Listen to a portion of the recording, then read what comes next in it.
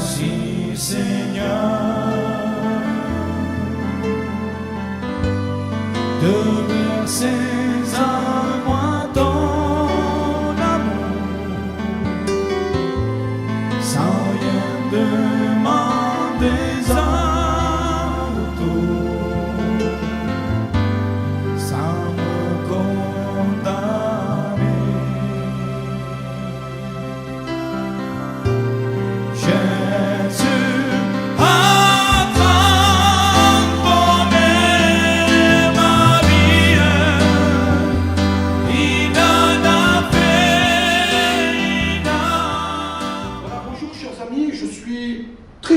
De pouvoir partager un moment avec vous dans ces temps qui sont des temps difficiles où notre monde fait face à un virus mortel, où on entend des mauvaises nouvelles jour après jour. On aimerait tellement que les choses s'arrangent, on aimerait sortir de cette crise, mais pour l'instant nous sommes en plein dedans, et que ces moments puissent nous aider aussi à réfléchir sur notre vie, sur notre présent, sur notre avenir. Dans la parole de Dieu, dans la Bible, nous trouvons l'histoire d'un peuple qui va se retrouver lui aussi en quarantaine, comme nous sommes un peu en quarantaine dans le confinement, parce qu'ils ont été eux aussi face à un géant qui les a mis à plat, complètement à plat. Mais ils ont trouvé la solution, ils ont trouvé la délivrance, et j'aimerais voir avec vous de quelle manière cela est arrivé, parce que nous pouvons aujourd'hui vivre la même chose, trouver la délivrance dans celui que Dieu a donné aux hommes, celui qui s'appelle Jésus. Dans la parole de Dieu, dans le premier livre de Samuel, j'aimerais lire au chapitre 17 et à partir du verset 1er. 1 Samuel, chapitre 17, verset 1er. Les Philistins réunirent leur armée pour faire la guerre, et ils se rassemblèrent à Soko, qui appartient à Juda. Ils campèrent entre Soko et Azekah, à Éphes-Damin. Saül et les hommes d'Israël se rassemblèrent aussi. Ils campèrent dans la vallée des Térébintes et ils se mirent en ordre de bataille contre les Philistins. Les Philistins étaient vers la montagne d'un côté et Israël vers la montagne de l'autre côté. La vallée les séparait. Un homme sortit alors du camp des Philistins et s'avança entre les deux armées. Il se nommait Goliath. Il était de Gath et il avait une taille de 6 coudées et un empan. Sur sa tête était un casque d'airain et il portait une cuirasse à écailles du poids de 5000 cycles d'airain. Il avait aux jambes une armure d'airain et un javelot d'airain entre les épaules. Le bois de sa lance était comme une ensouple de tisserand, et la lance pesait 600 cycles de fer. Celui qui portait son bouclier marchait devant lui. Et puis, au verset 16, le Philistin s'avançait matin et soir, et il se présenta pendant 40 jours. Amen. Je crois que la parole de Dieu, elle est plus que jamais d'actualité. Nous avons ici affaire à un géant qui va mettre une nation à genoux et une nation en quarantaine, puisque j'ai voulu lire ce verset 16, il se présenta là pendant 40 jours. Il va mettre le peuple d'Israël, en tout cas l'armée d'Israël, en quarantaine. Ils vont rester bloqués, ne pourront plus avancer, ils ne pourront plus vivre à cause de ce géant qui les tient, qui les force à être à genoux et qui les empêche d'aller de l'avant. Goliath était très grand. Il faisait plus de 3 mètres. Il effrayait le monde avec sa taille, mais aussi avec sa force. Il avait une force surhumaine. Et rien qu'un homme empêcha en ce temps-là toute une armée d'aller de l'avant et les obligea à rester confinés dans leur tente en quarantaine. Aujourd'hui, ce qui effraie le monde, c'est un autre géant, mais un géant invisible. Pour le voir, il faut un microscope, et encore, on l'entrevoit. Et pourtant, les dégâts qu'il provoque prouvent bien qu'il est un géant. Parce qu'il a réussi à mettre le monde à genoux. Il a réussi à mettre la société en panne. Aujourd'hui, tout est au ralenti. Tout est stoppé. Le monde, non pas la France, mais le monde est en quarantaine. Bloqué devant ce virus. Comme le peuple d'Israël était bloqué devant ce géant. Sauf que ce géant, lui, on le voyait, il fallait lever les yeux pour le voir. Pour voir le géant qui est en face de nous, il faut baisser la tête et regarder dans un microscope. Mais leur force, elle est similaire, elle se ressemble. Ce géant était plus fort que l'armée d'Israël. Ce géant était plus fort que le peuple d'Israël. Ce virus est plus fort que toutes les nations. Il est plus fort que tous les gouvernants de ce monde qui n'arrivent pas à trouver de solution. Et puis, remarquez aussi que ce géant va bloquer le peuple dans la vallée. Il est dit que c'est dans la vallée qu'il va conduire l'armée d'Israël. En termes de géologie, une vallée, je lis, c'est une dépression. C'est drôle. Une vallée, c'est une dépression. Et c'est là que Goliath et les Philistins vont amener l'armée d'Israël, dans une dépression. C'est la technique des géants. Ça a toujours été la technique des géants, de mener leur adversaire dans la peur, dans la crainte, dans l'inquiétude, dans la dépression. La dépression de l'âme, la dépression du cœur, la dépression des sentiments, l'emmener dans l'échec, dans le recul permanent. Et face à ce géant minuscule, nous avons tous été conduits dans la vallée de l'inquiétude, dans la vallée de la peur, dans la vallée de la panique, et pour certains même, dans la vallée de la dépression. Parce que si Goliath faisait peur, ce virus, ce Covid-19, il fait peur à d'autres mondes. Il nous fait peur. Et face au géant, face à Goliath, c'est tout un peuple qui est vaincu. Avec le recul, quand on prend le temps de réfléchir sur ce récit, c'est quand même incroyable de considérer qu'un seul géant arrive à tenir toute une armée, arrive à contenir toute une armée. Et finalement, tout un peuple à sa merci. Un seul géant tient toute une armée à sa merci. Ils sont vaincus d'avance. Ils ont un moral de défaite. Ils sont dans la crainte, avec des paroles défaitistes. Vous relirez l'histoire dans 1 Samuel chapitre 17, mais il est dit, tu n'y arriveras pas, en parlant d'un jeune homme qui voulait l'affronter, tu n'y arriveras pas. On confesse même la force du géant. C'est un homme de guerre depuis son enfance. On s'aperçoit qu'ils n'ont aucune stratégie, si ce n'est le recul permanent. Ils sont, et le roi en tête, ils sont confinés dans leur tente, ils n'osent pas sortir, ils ne savent pas comment faire. La parole de Dieu, mes amis, elle est d'actualité. Aujourd'hui, dans la vallée où le virus géant est pourtant invisible, a mené notre génération, on a pratiquement les mêmes constats à faire. Des comptes macabres. Combien de morts aujourd'hui dans les pays, dans le monde entier? Mauvaises nouvelles qui tournent en boucle. Entretien de la panique. Informations invérifiables. Le virus, tout comme Goliath, a réussi à pousser le monde, à atteindre la psychologie des gens. Les gens sont touchés psychologiquement. Du temps de Goliath, ils étaient touchés. Dès qu'ils le voyaient, il y avait une crainte. Même sans le voir, dès qu'on parlait de lui, on était atteint psychologiquement. Aujourd'hui, les gens sont touchés. Sont touchés dans leur morale, dans leur être intérieur. Une peur, une panique, une phobie, une crainte s'est emparée des êtres humains. Et le psychique de l'homme est touché à cause de ce virus. Pas de solution. Un géant. Un géant aussi qui progresse tous les jours. Si les chaînes d'infos avaient existé, si BFM TV avait existé, si toutes ces chaînes avaient existé, ils auraient braqué leurs caméras certainement sur les pieds du géant, pour le voir évoluer, pour le voir se lever, pour le voir avancer au pas, pour le voir venir insulter l'armée d'Israël, parce qu'il le faisait tous les jours. Il venait insulter l'armée d'Israël, il venait se moquer de l'armée d'Israël. Je crois que les caméras seraient aussi, certainement, sans doute, ils seraient suspendus aux lèvres du roi Saül, comme le monde est suspendu aux paroles de nos gouvernants.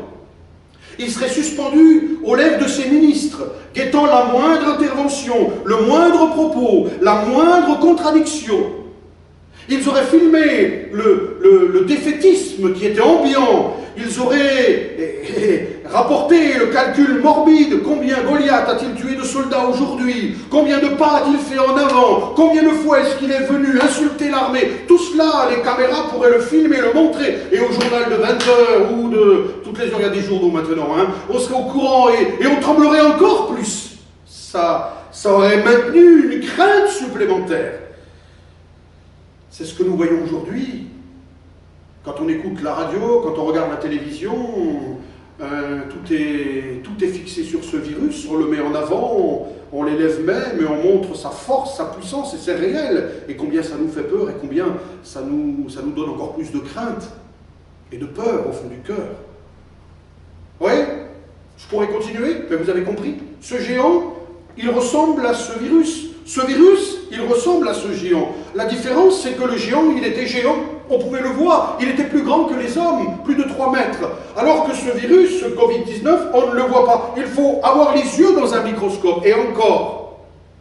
Mais leur force est la même. Les dégâts sont les mêmes. La peur qu'ils engendrent est la même. La souffrance qu'ils apportent est la même.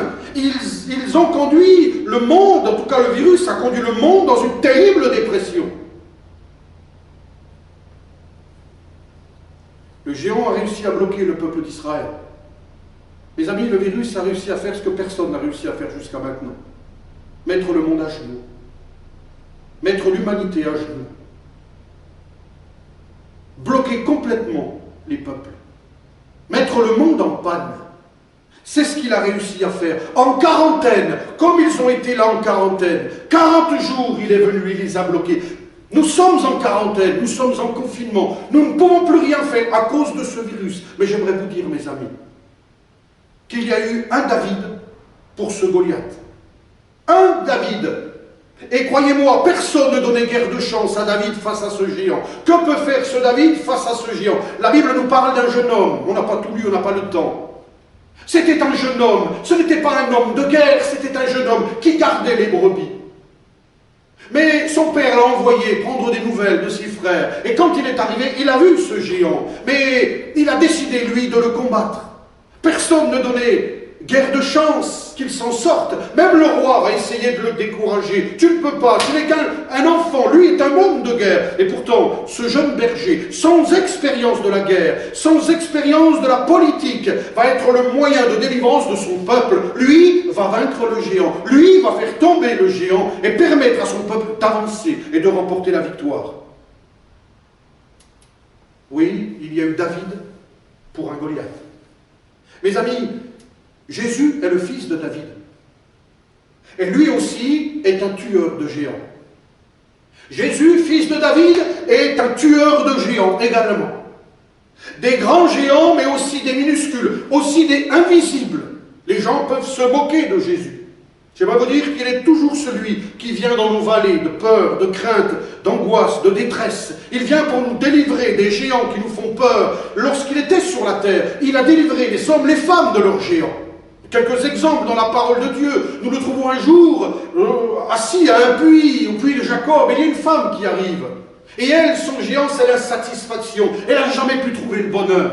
Elle s'est mariée 5 fois, 5 échecs. Elle vit avec un 6e homme qui n'est pas son mari. Elle est insatisfaite. À cause de cela, elle est bloquée, elle est confinée dans un malheur permanent. Les gens se moquent d'elle, elle est rejetée. Combien de gens aujourd'hui sont rejetés par ce géant-là?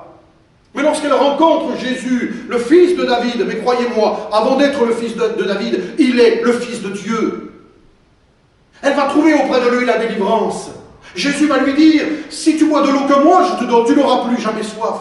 Ton géant sera vaincu. Elle va donner son cœur à Dieu. Sa vie va changer. Et elle va retrouver une vie heureuse, formidable, auprès du Seigneur Jésus. Mais je pourrais vous parler de ce petit bonhomme qui s'appelait Zachée. Il était un voleur, un menteur. Et lui, son géant, c'était l'argent, c'était profiter sur les autres. Il était percepteur d'impôts au service de Rome. Il volait ses propres concitoyens. Mais il était malheureux au fond de son cœur. Et un jour qu'il cherchait à voir qui était Jésus, il était sur un arbre. Jésus est passé en dessous, le Fils de Dieu s'est arrêté. Zachée, il faut que je demeure aujourd'hui dans ta maison. Et Zachée est descendu, l'a reçu dans son cœur, non seulement dans sa maison, mais dans son cœur. Sa vie, mes amis, a été changée. Lorsqu'il est sorti de cette maison, il dira, j'ai volé, je vais rendre ce que j'ai volé. Et Jésus dira de lui, lorsqu'il est sorti de cette maison, aujourd'hui, le salut est entré dans cette maison. Un homme qui a été transformé. J'aimerais vous dire, mes amis, ce que le monde a besoin, c'est de Jésus-Christ. Il apporte la paix et la joie du cœur. Il enlève de notre vie toutes ces choses qui nous rendent malheureux et misérables. Je pourrais vous parler de cette femme qui était la belle-mère de Simon-Pierre. Elle était atteinte de fièvre. Elle aussi avait un virus. Ce n'était pas le Covid-19, mais elle avait un virus qui conduisait cette femme tout doucement à la mort. Elle était pleine de fièvre, elle ne pouvait se lever, son état empirait. Alors on a été chercher Jésus. Et quand il est venu, il est dit qu'il a menacé la fièvre. Et la fièvre a quitté cette femme. Elle s'est levée, elle n'était plus confinée, elle s'est levée et elle a servi le Maître. Le Seigneur est capable de guérir. Et si quelqu'un derrière cette caméra est malade, j'aimerais te dire que Jésus guérit les malades. Que Jésus n'est pas l'auteur, que Dieu n'est pas l'auteur de ce virus, comme on peut l'entendre par quelques-uns. Non, Jésus lui vient pour guérir. Mais de ce mal, Dieu va en faire un bien pour ta vie. Dieu va en faire un bien pour les hommes. Au travers de ce mal, Dieu voudrait que les hommes réfléchissent et comprennent qu'ils ont besoin dans leur vie de celui qui peut tuer les géants, celui qui s'appelle Jésus. Il peut te guérir de tes problèmes physiques, il peut te guérir de tes problèmes intérieurs, de tes problèmes moraux et spirituels. Pourrais-vous parler de Bartimée, cet homme qui était mendiant aveugle? Et en venant vers Jésus, eh bien, il a été guéri, délivré dans son âme. Je pourrais vous parler de ce Jésus dans la tempête. La barque était sur le point de s'enfoncer, mais Jésus s'est levé, il a calmé la tempête. Je pourrais vous parler de celui qui dira souvent aux uns aux autres, « Oh, sois pardonné de tes péchés ». Tiens, le péché, c'est comme un virus invisible. On ne le voit pas, le péché, pourtant il est là, dans le cœur de l'homme. Il nous touche tous, nous sommes tous touchés par le péché.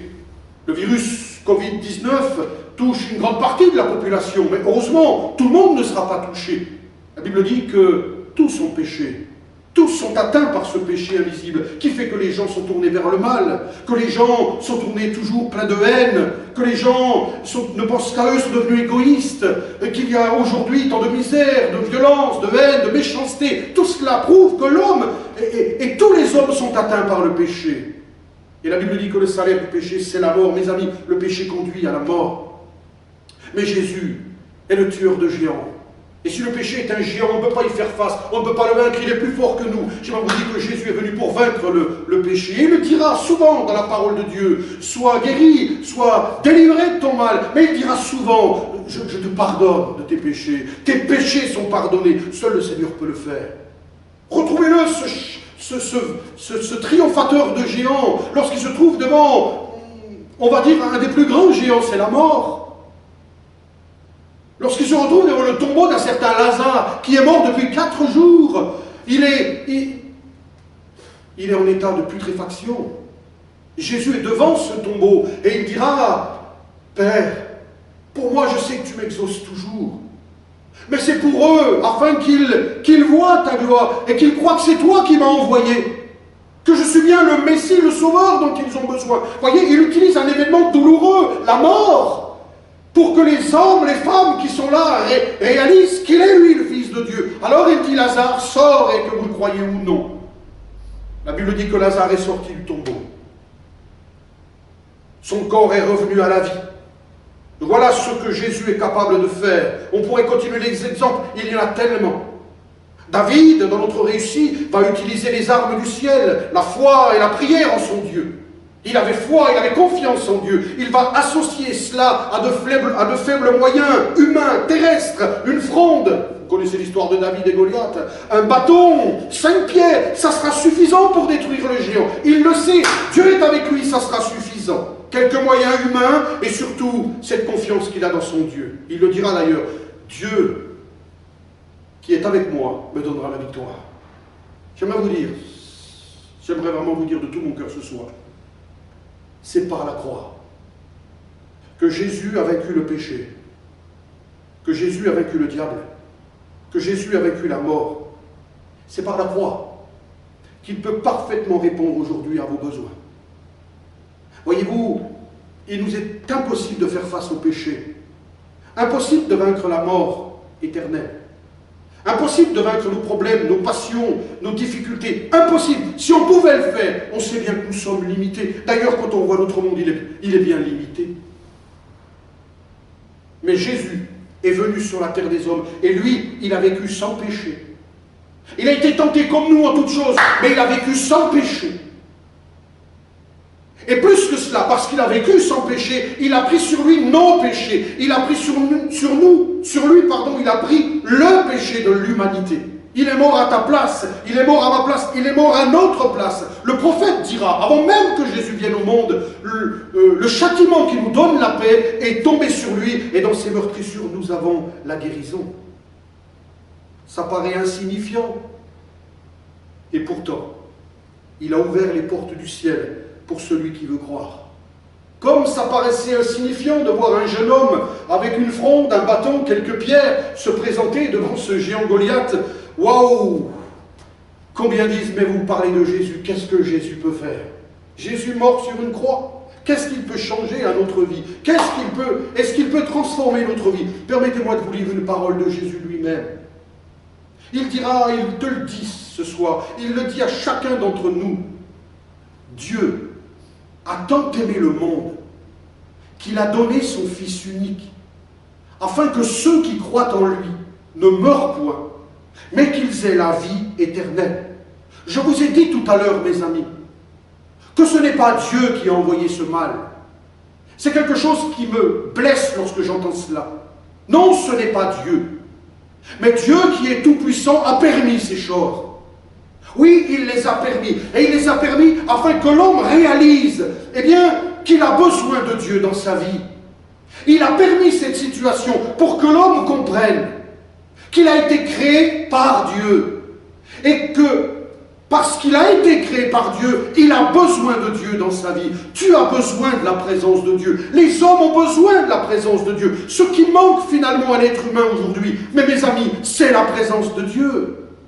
C'est de sa présence dont nous avons besoin. Je n'oublie pas ce récit. Saül était le roi d'Israël.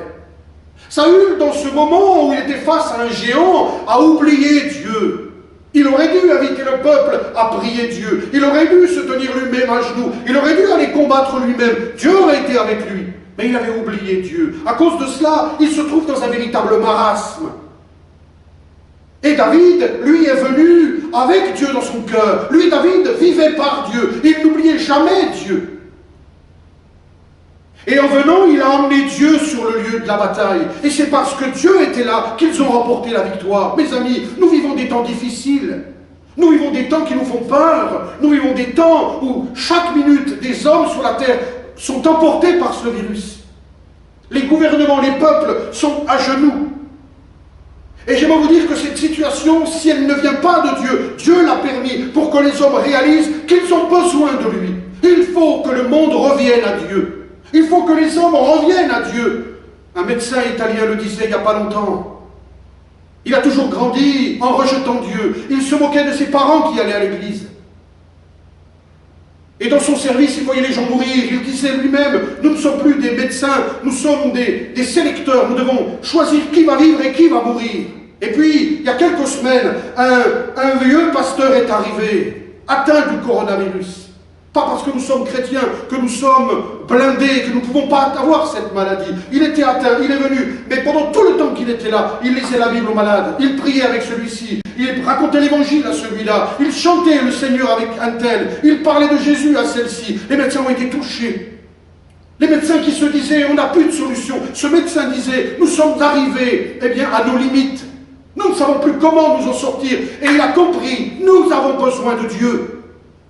Alors cet homme, ce médecin, a écouté l'évangile apporté par ce vieux pasteur. Il a donné son cœur à Jésus et il pouvait le dire. J'ai retrouvé la paix, j'ai retrouvé la joie, j'ai retrouvé l'espérance malgré les situations difficiles. J'ai retrouvé le bonheur. Il a eu mal au cœur de voir ce pasteur mourir, partir dans la gloire. Mais lui pouvait dire, pour terminer, je vais maintenant vivre pour Dieu et chaque jour que je passe, je vais apporter la bonté de Dieu autour de moi. Il a fallu, voyez, qu'un homme vienne et qu'avec la parole de Dieu, il apporte le bonheur, il apporte le salut, la bénédiction. Dieu permet ces moments pour que les hommes reviennent à lui. Voyez-vous, pour que notre monde qui se croyait si fort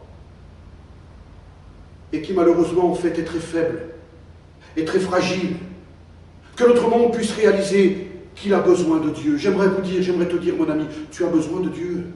Dieu n'est pas une religion. Peut-être que tu as été déçu par les églises, tu as été déçu par les religions. Dieu n'est pas une religion. Dieu est esprit. Dieu est celui qui manque à notre vie. Nous avons été créés par Dieu, pour Dieu. Un homme dira, dans le cœur de l'homme, il y a un vide qui a la forme de Dieu. Et on peut mettre ce que l'on veut, rien ne peut combler ce vide. Mais Jésus, lui, est cette pierre angulaire qui remplit notre vie, qui nous apporte le vrai bonheur. Vous avez besoin de Dieu. Voilà pourquoi, dans ces moments difficiles, eh bien, il nous faut que Jésus vienne. Comme David est venu, il a emmené avec lui la présence de Dieu. Et ça a été la victoire. Si le monde pouvait se mettre à genoux, je suis heureux d'entendre les gens applaudir à 20 heures. C'est bien de le faire. Je préférais que les gens prient. Je préférais que les gouvernements prient, que le monde prie. Je vous garantis que ce virus il serait chassé d'un coup.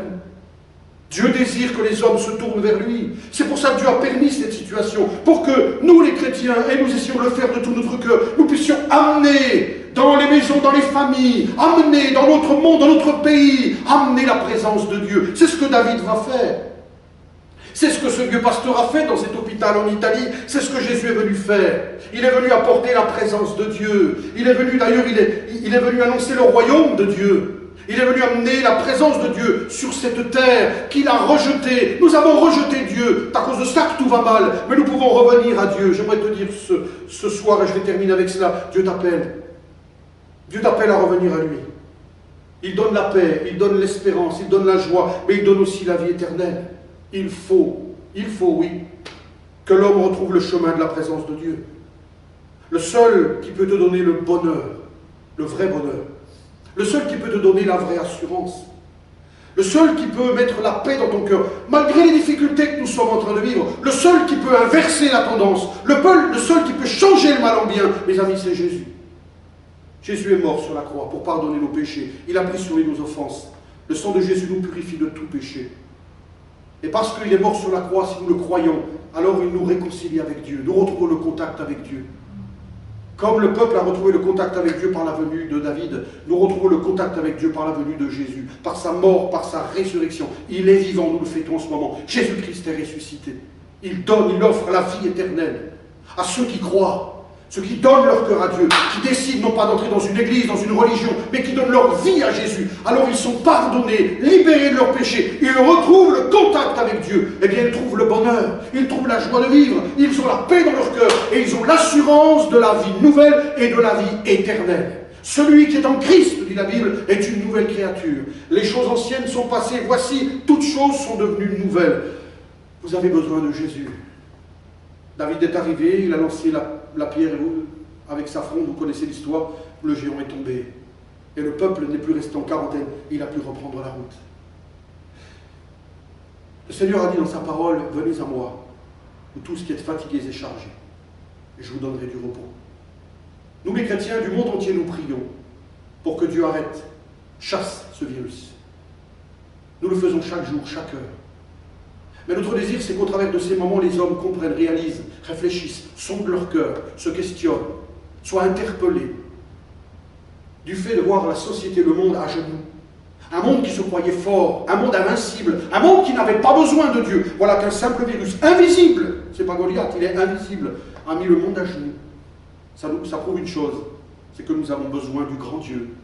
Nous avons besoin de ce Seigneur dans notre vie. Il est mort, il est ressuscité, il est vivant. Ce qu'il désire maintenant, c'est venir dans votre cœur. La Bible dit, mon fils, donne-moi ton cœur. C'est à vous de le faire. Vous allez me dire comment? Par la foi. De croire cette parole que vous avez entendue. De comprendre que la vie ne s'arrête pas à vivre un petit bout de vie. Mourir, aller dans un tombeau et puis c'est fini. Non, ça ne servira à rien de vivre. Il y a quelque chose après la mort. Celui qui croit en moi vivra éternellement. Le corps sera changé, transformé. Nous aurons un autre corps. Mais la vie éternelle, elle existe. C'est à toi de choisir.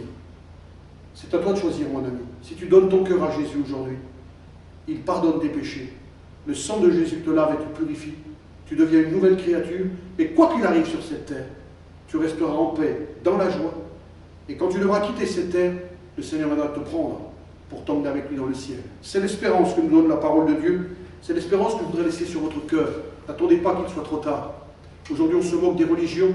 De plus en plus, on rejette tout cela. On croit que l'homme est Dieu. Non, l'homme n'est pas Dieu, la preuve. La preuve que l'homme n'est pas Dieu. On pense que tout s'arrête à la mort. Loin de là, la vie éternelle existe.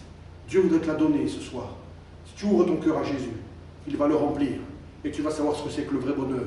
Et d'avoir l'assurance du ciel. J'ai rencontré le Seigneur dans des moments difficiles. Je lui ai donné mon cœur. Ma vie a changé.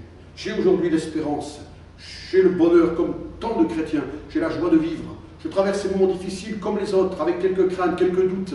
Mais Jésus est dans mon cœur, il met la paix. Je sais qu'il y a sa joie, il y a sa présence en moi. Et je sais que même si un jour je dois partir, il me prendra, il m'emmènera dans le ciel. Ça change une vie quand on a cela dans son cœur. Je souhaite que vous ayez cette assurance, simplement en priant avec moi et en donnant votre cœur à Dieu. On peut baisser nos fronts quelques instants? Alléluia. Notre Père, merci pour ta parole, parce qu'elle est vivante. Cet après-midi, ce soir, Seigneur, tu rappelles combien l'homme a besoin de toi. Nous sommes des créatures de Dieu, nous avons été créés par Dieu et pour Dieu. Et si le monde est malheureux aujourd'hui, c'est parce qu'il t'a rejeté, comme Saül t'avait rejeté. Alors nous nous trouvons dans nos dépressions, dans nos vallées, remplies de tourments, de détresse, d'angoisse. Et aujourd'hui, face à ce géant invisible qui nous tient à genoux, en quarantaine, dans la détresse. Et Seigneur, comment en ce temps, il y a eu David, qui est venu, Seigneur, et qui a avec lui apporté la présence de Dieu. Tu nous as donné Jésus. Non pas seulement pour un peuple, mais pour l'humanité. Tu nous as donné Jésus. Jésus est venu pour nous apporter la présence de Dieu. Il est venu pour nous rapprocher de Dieu. Il est venu pour nous donner cette paix, cette joie, mais pour pardonner nos péchés, nous réconcilier avec Dieu. C'est pour ça qu'il est mort sur la croix. C'est pour cela qu'il est ressuscité. Il nous a ouvert les portes du ciel. Seigneur, cette soir, touche les cœurs. Rappelle à tous ceux qui écoutent, qui ont regardé cette prédication, ce moment, rappelle-leur que tu les aimes. Tu les aimes tellement que tu as donné ta vie pour eux. Tu veux t'occuper d'eux, tu veux prendre soin d'eux, tu veux avec eux écrire une nouvelle page de leur histoire où tu seras le maître dans leur vie. Merci Seigneur, parce que toi tu apportes le bonheur, tu apportes la joie, tu apportes la paix, tu apportes aussi l'assurance, l'espérance, comme cette espérance était dans le cœur de David. Merci Seigneur de ce que tu fais tomber les géants. Et le plus grave, le plus méchant de tous les géants, c'est le péché. Lui aussi est invisible et pourtant on en voit les dégâts terribles. Mais merci parce que tu l'as vécu sur la croix. Tu as pris nos péchés, tu es mort à notre place.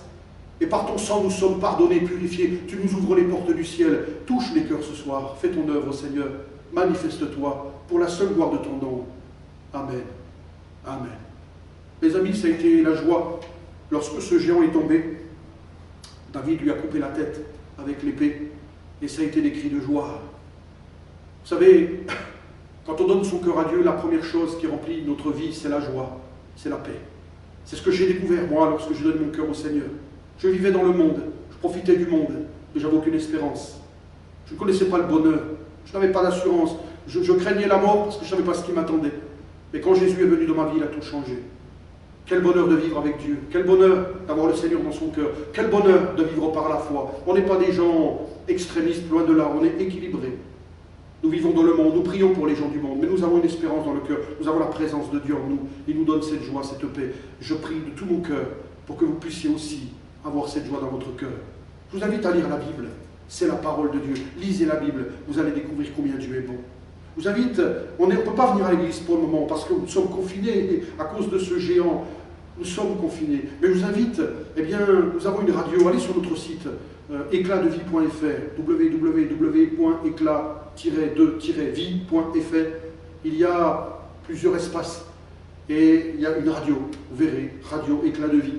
Il y a des messages comme celui que vous avez entendu ce soir, tous les matins à 10h30, tous les après-midi à 15h30, tous les soirs à 20h30. Écoutez, vous allez découvrir le Seigneur. Lisez la Bible, priez, parlez à Jésus. Vous verrez que vous allez retrouver la présence de Dieu.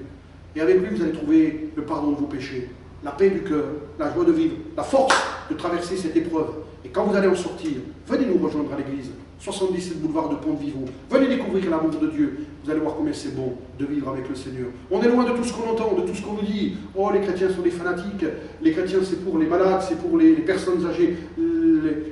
Dieu est pour les personnes âgées, pour les malades. Non, nous avons tous besoin de Dieu. Les hommes ont besoin de Dieu parce qu'ils sont des créatures de Dieu. Mon ami, Jésus t'aime. Jésus t'aime. Que tu le rejettes, que tu t'en moques.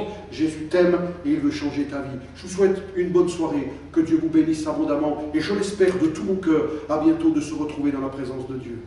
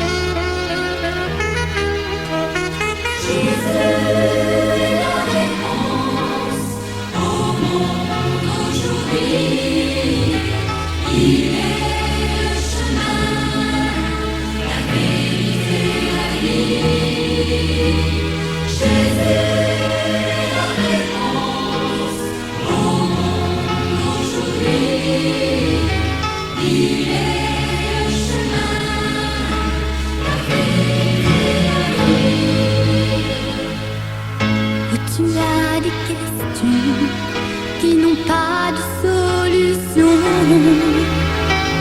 Tu te sens découragé, tu n'es pas en paix. Prisonnier de ton passé, tu ne peux pas oublier. Pourtant, je le sais bien, Jésus